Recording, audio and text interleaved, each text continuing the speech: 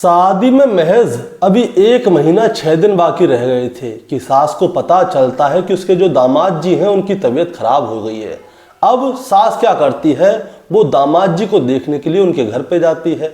सुबह से लेकर शाम हो जाती है और जैसे ही शाम होती है तो सास जो है अपने घर पे जाने के लिए वापस निकलती है। तो दामाद जी कहते हैं कि आप इतनी रात को क्या करोगी जाके, ऐसा करना बाद में चली जाइएगा, आज रात को आप यहीं पे रुक जाइए।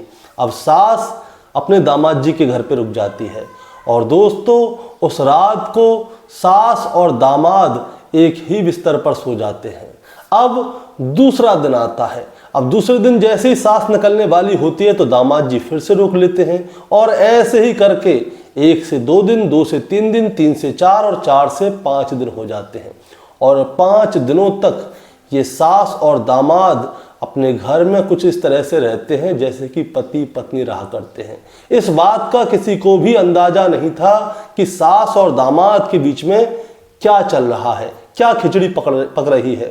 अब समय बीतता है, सास अपने घर पहुंच जाती है और शादी से लगभग 9 दिन पहले सास और दामाद अचानक अपने अपने घर से गायब हो जाते हैं। और दोस्तों जैसे ही सास और दामाद अपने अपने घर से गायब होते हैं तो ये खबर सोशल मीडिया पे हवा की तरह फैल जाती है कि सास को अपने दामाद से प्यार हुआ और वो अपने दामाद को लेके अपने घर से रफू चक्कर हो गई है।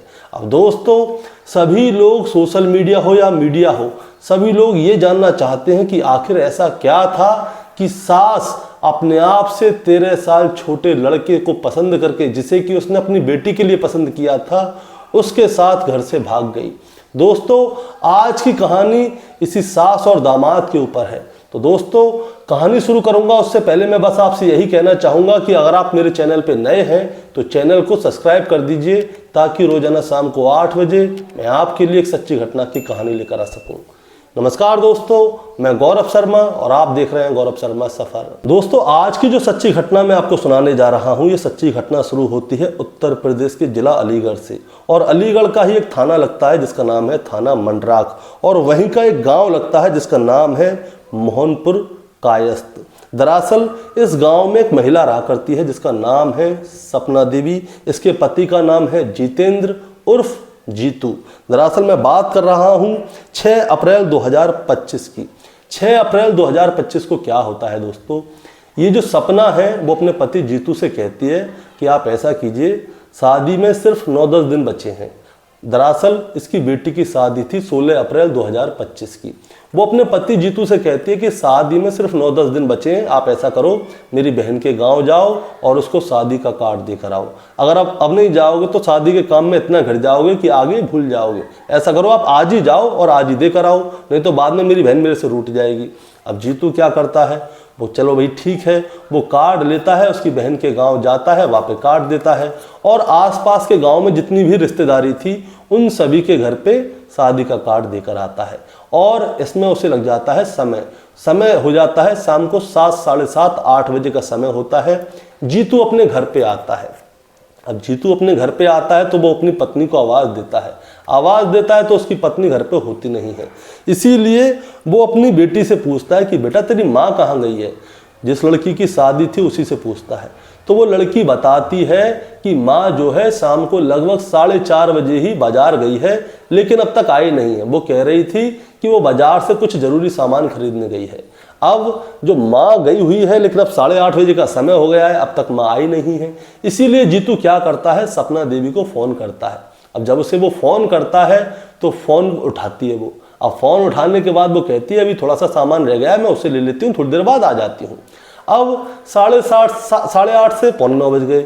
अब 8:45 बजे वो फ़ोन करता है, वो कहती है कि 10-15 मिनट में आ रही हूँ। 9 बज गए, 9:15 बज गए, 9:30 बज गए। अब 9:30 बजे तक आखिरी बार बात होती है और वो कहती है कि मैं जस्ट थोड़ी ही देर में आ रही हूँ। और इसके बाद वो क्या करती है दोस्तों, वो अपना मोबाइल स्विच ऑफ कर लेती है।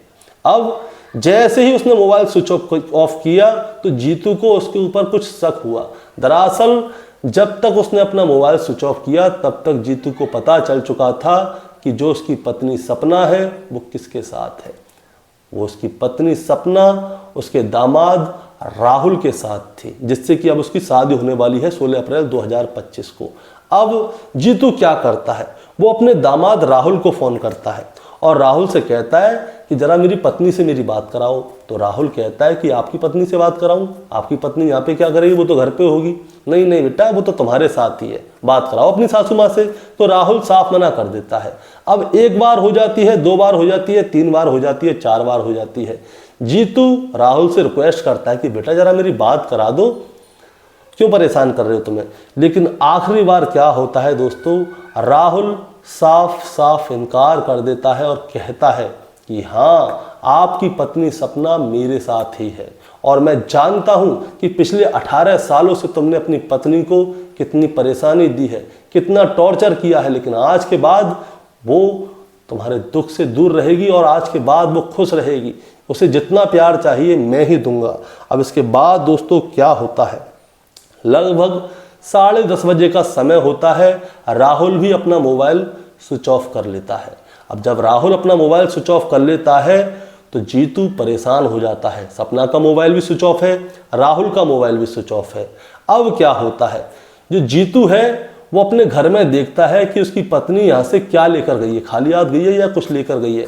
तो पता चलता है 3.5 लाख रुपए कैश रखे हुए थे और 5 लाख की ज्वेलरी थी, जो कि जीतू ने अपनी बेटी की शादी में देनी थी। उसकी पत्नी सपना सब कुछ लेकर घर से रफू चक्कर हो गई थी।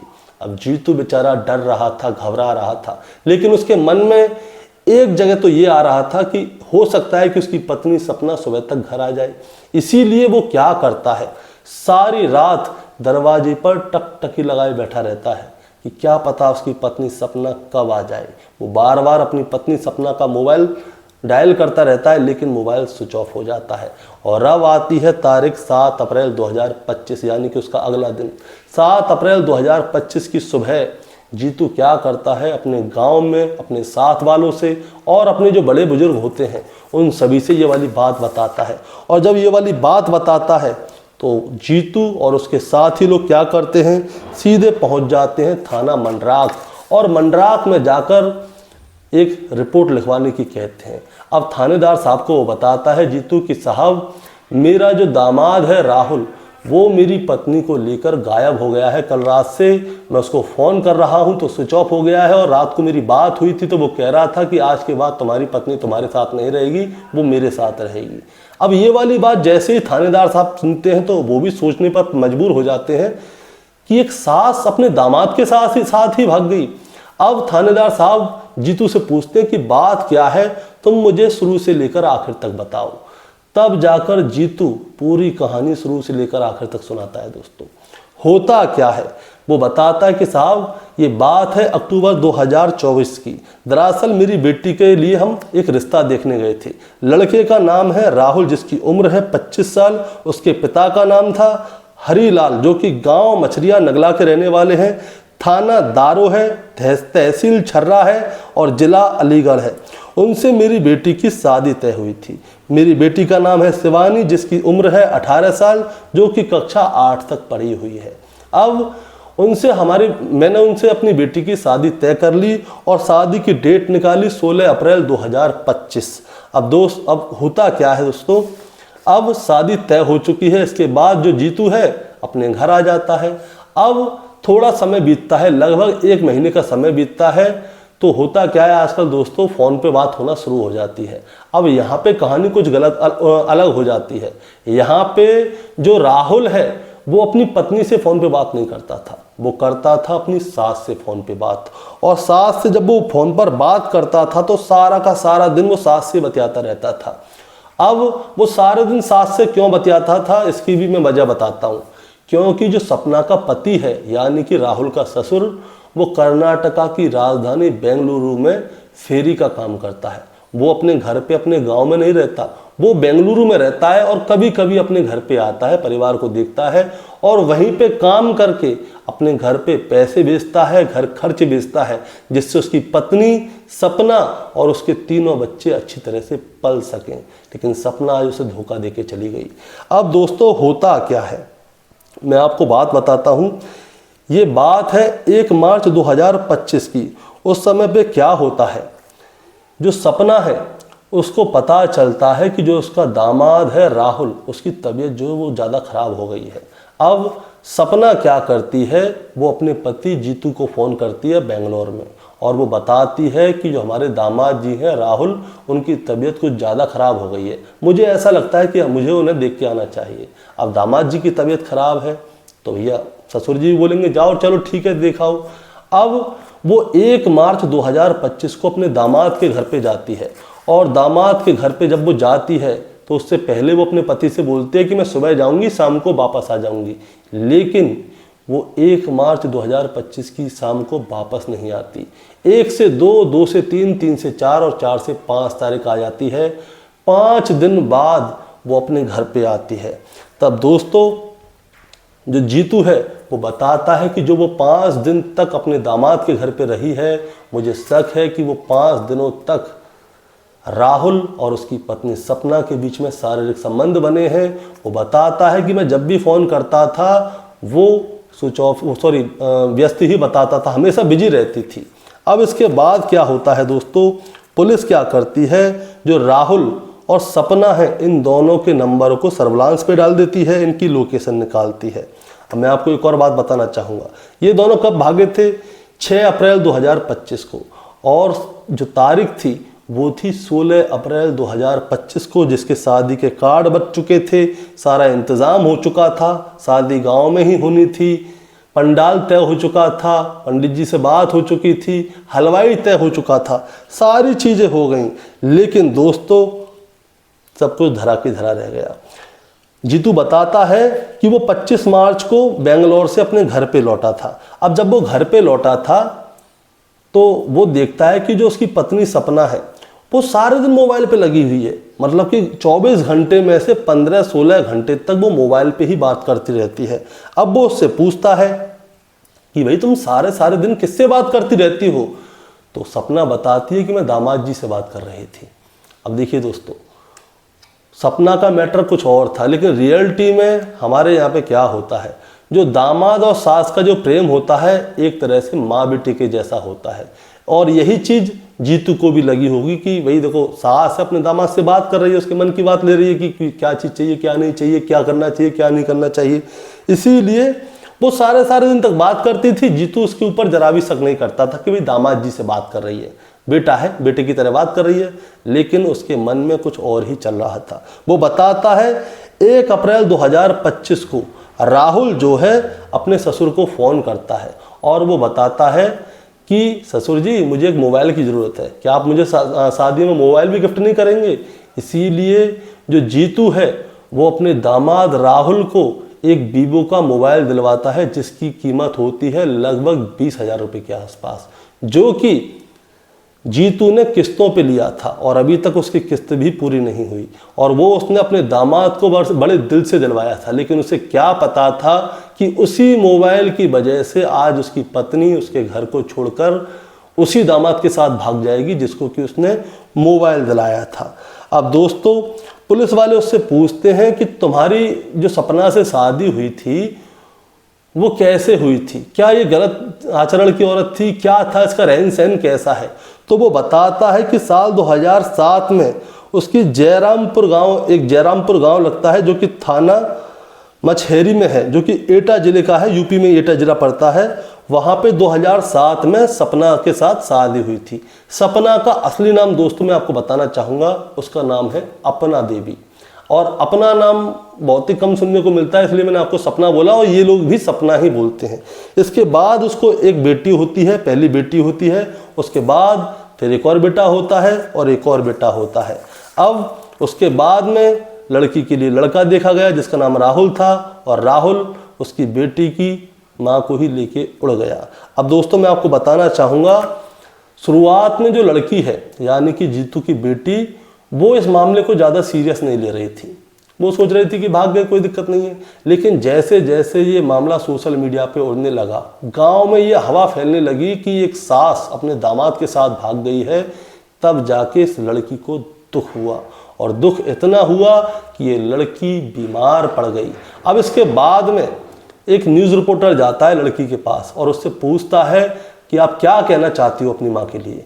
तो वो लड़की कहती है मेरी माँ को जहाँ रहना है वहाँ रहे, जिए या मरे मुझे कोई मतलब नहीं है, लेकिन जो वो हमारे घर से 3.5 लाख रुपए और 5 लाख रुपए के जेवर लेके गई है वो उन्हें हमें वापस कर दे, उसके बाद कहीं जाके मरे, हमें मतलब नहीं है। अब एक न्यूज़ रिपोर्टर जीतू के पास जाता है जिसकी पत्नी सपना भागी है और उससे पूछता है कि आप क्या कहना चाहेंगे अपनी पत्नी के बारे में। तो जीतू बताता है कि मैं कुछ नहीं कहना चाहता, मैं बस एक बार ये चाहता हूँ कि वो मेरे सामने आए और वो मुझसे कह दे कि वो मेरे साथ नहीं रहना चाहती, राहुल के साथ रहना चाहती है। लेकिन दोस्तों अब इस मामले में कुछ होना जाना नहीं है। अगर वो आ भी गई ना तो भी वो जीतू से वो मना कर देगी मुझे तुम्हारे साथ नहीं रहना, तो भी जीतू अब कुछ कर नहीं सकता, क्योंकि हमारे देश का कानून ही कुछ इस तरह का है। क्योंकि हमारे देश का कानून में लड़का हो चाहे लड़की हो, अगर वो 18 साल से बड़े हो गए तो उनकी वो स्वयं की इच्छा है वो कहाँ रहना चाहते हैं, किसके साथ रहना चाहते हैं। जीतू की उम्र 25 साल है और सपना देवी की उम्र है वो 38 साल है। अगर वो सामने आकर जीतू से, राहुल की उम्र 25 साल है और सपना देवी की उम्र जो है 38 साल है, अगर वो जीतू के सामने आकर एक बार ये भी कह देना कि मुझे आपके साथ नहीं रहने जाओ, मैं तो राहुल के साथ रहूंगी, तो भी जीतू कुछ कर नहीं सकता। पुलिस जो है वो सपना का साथ देगी। दरअसल दोस्तों इसकी जो रिपोर्ट है वो डीजी में तो दर्ज कर ली गई है, लेकिन एफआईआर इसीलिए दर्ज नहीं हुई क्योंकि सपना देवी 38 साल की है और जो राहुल है वो 25 साल का है और इन्हें पूरा हक है कि ये किसके साथ रहना चाहते हैं या किसके साथ रहना नहीं चाहते। अब मैं आपको एक और बात बताता हूँ, इस मामले में तो इनकी रिपोर्ट दर्ज नहीं हुई, लेकिन जो 3.5 लाख रुपए घर से लेकर गई है और 5 लाख रुपए का जो गहने घर से लेकर गई है, इस मामले में हो सकता है कि भविष्य में इनके खिलाफ एफआईआर दर्ज हो जाए। लेकिन अगर 3.5 लाख रुपए और 5 लाख रुपए का सोना उनके या ज्वेलरी जो भी है उनके पास नहीं निकली तो भी कोई किसी का कुछ नहीं कर सकता। एक और बात सोचने वाली है, मैं आपको लगभग 1 हफ्ते से कहानियां सुना रहा हूं जिसमें कि पत्नी पति को मार रही है। ज़्यादातर एक कहानी मैंने आपको ऐसे सुनाई जिसमें पति ने पत्नी को मारा था। अब इन सारी कहानियों में ही एक चीज़ कॉमन देखने को मिली है। कॉमन देखने वाली बात यह है कि ज़्यादातर पति जो हैं वो बाहर काम करते हैं और पत्नी जो है घर पे अकेली रहती है। और जब पत्नी घर पे अकेली रहती है तो उससे बात करने वाले 36 लोग आ जाते हैं और उन 36 लोगों में से एक न एक के साथ पत्नी का मन लग जाता है। इसीलिए दोस्तों अच्छी हो चाहे बुरी बात हो, आज जो भी लगे आप जैसा भी समझिएगा, लेकिन अपनी पत्नियों को समय दीजिए। क्या पता किसी और के साथ भी ऐसा हो जाए, तो कहीं कुछ ऐसा होने वाला हो उससे पहले रोक दें। लेकिन ये जो सपना देवी है उसने अपने दामाद के साथ भागने से पहले एक पल भी ये नहीं सोचा कि उसकी बेटी की ज़िंदगी खराब हो गई, उसके 2 बेटे हैं उनकी भी ज़िंदगी खराब हो गई, आगे जाके अगर कोई बात होगी तो उनके मुंह पे लोग हंसेंगे कि तुम्हारी माँ तो तुम्हारे अपने दामाद के साथ ही भाग गई। दोस्तों इस कहानी को सुनाने का मतलब किसी को परेशान करना या विचलित करना बिल्कुल नहीं है, बस आपको बताना है और जताना है कि आंख बंद करके किसी के ऊपर भी भरोसा नहीं किया जा सकता। जीतू ने राहुल के ऊपर और अपनी पत्नी सपना के ऊपर सिर्फ इसलिए भरोसा किया क्योंकि उसे लगता था कि जो उसकी पत्नी है वो अपने दामाद से बात कर रही है और दामाद हमारे यहाँ पे बेटे समान होता है। उसने सोचा जो सास है वो अपने दामाद से बात कर रही है और दामाद अपनी सास से बात कर रहा है। उसने उसको फ़ोन भी दिया वीवो का किस्तों पे दिला के, लेकिन उसे क्या पता था कि सास और दामाद जो है उन दोनों के ही दिमाग में फितूर पक रहा है और अब वो भाग गए हैं। पुलिस ने उनकी कॉल लोकेशन भी निकाल रही है, CDR भी निकाल रही है, कहाँ जा रहे हैं कहाँ आ रहे हैं। अब भविष्य में क्या होगा जब भी ये पकड़े जाएंगे, जब दोस्तों मैं आपके लिए कहानी लेकर आऊँगा। और आपका इस कहानी के बारे में और सपना देवी के बारे में क्या कहना है आप कमेंट में ज़रूर बताइएगा। चैनल पे नए हैं तो सब्सक्राइब करके जाइएगा ताकि रोजाना शाम को 8 बजे मैं आपके लिए एक सच्ची घटना की कहानी लेकर आ सकूँ। नमस्कार।